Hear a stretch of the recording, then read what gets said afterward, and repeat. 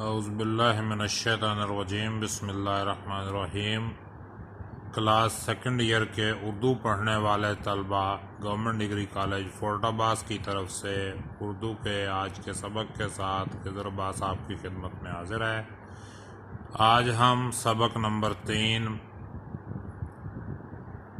نواب محسن الملک کی بقایا ریڈنگ کریں گے۔ یہ دیکھیے آپ کے سامنے کتاب کا صفحہ موجود ہے۔ دیکھیے، تقریر کے وقت منہ سے پھول جھڑتے تھے، مطلب بہت اچھی باتیں کرتے تھے۔ آواز میں شیرینی اور دلکشی تھی۔ شیرینی کا مطلب مٹھاس، اور دلکشی جو اپنی طرف دل کھینچ لے، یعنی کسی کے دل کو اپنی طرف مائل کر لے۔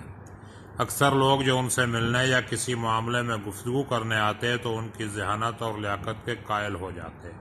ذہانت کا مطلب ذہین ہونا، لیاقت کا مطلب قابلیت، لائق ہونا، قائل ہو جاتے مطلب مان لیتے۔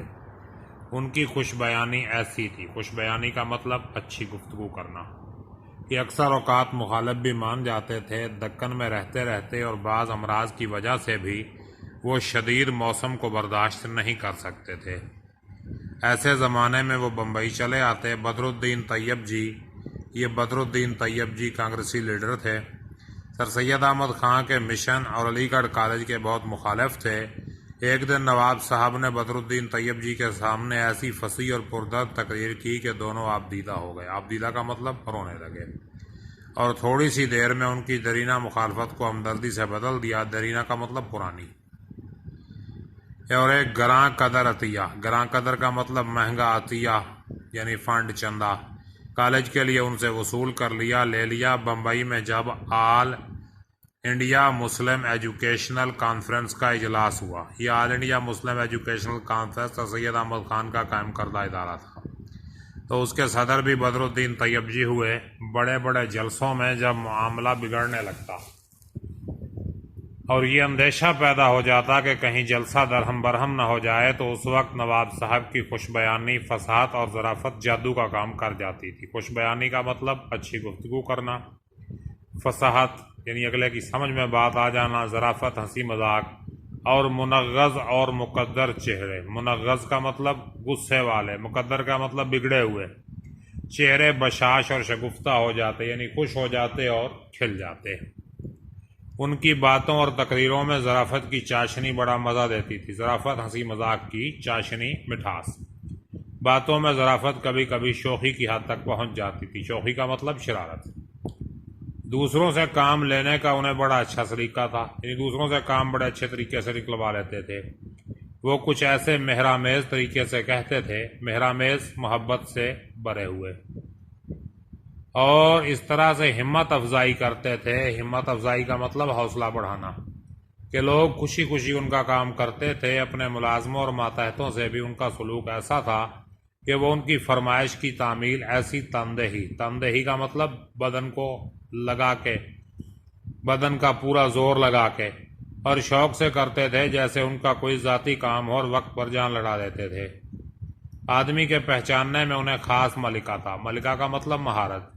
تھوڑی سی ملاقات اور بات چیت میں آدمی کو پوری طرح بھانپ لیتے مطلب تاڑ لیتے، سمجھ لیتے، جان لیتے۔ ان کے ملنے والے برے اور بھلے ہر قسم کے آدمی تھے۔ دنیا نیکوں ہی کے لیے نہیں، اس میں بدوں کا بھی حصہ ہے، اور شاید دنیا کی بہت کچھ رونق انہی کے دم سے ہے۔ وہ دونوں سے کام لیتے تھے، یعنی دنیا میں اچھے لوگ بھی ہیں، برے لوگ بھی ہیں، اور دنیا کا نظام جو ہے وہ اچھوں کے ساتھ ساتھ بروں کی وجہ سے بھی چل رہا ہے۔ نواب صاحب کو مطالعے کا بہت شوق تھا۔ اخبارات اور اردو، فارسی، عربی کتابیں برابر پڑھتے رہتے تھے۔ انگریزی کی اخبارات اور مضامین بھی پڑھوا کر سنتے تھے۔ انگریزی کی ایسی کتابیں جو ان کے مذاق کی ہوتی، مذاق مطلب مزاج، ان کا ترجمہ کرا کر پڑھتے اور بحث کرتے تھے۔ ان کے کتب خانے میں فارسی، عربی اور انگریزی کی اعلیٰ درجے کی کتابیں تھیں۔ سر سید کی وفات کے قریب زمانے میں ہی اردو کی مخالفت کا آغاز ہو گیا۔ اگرچہ سر سید کی حالت اس وقت نازک تھی، یعنی کمزور تھے، بیمار تھے، تو بھی اس جواں ہمت بڈھے نے اس کے متعلق لکھا پڑھی شروع کر دی تھی۔ لکھا پڑھی یعنی لکھنا پڑھنا، کتابیں وغیرہ لکھنا، اس کے بارے میں مضامین لکھنا شروع کر دیے تھے۔ محسن الملک کے زمانے میں اور زور پکڑا۔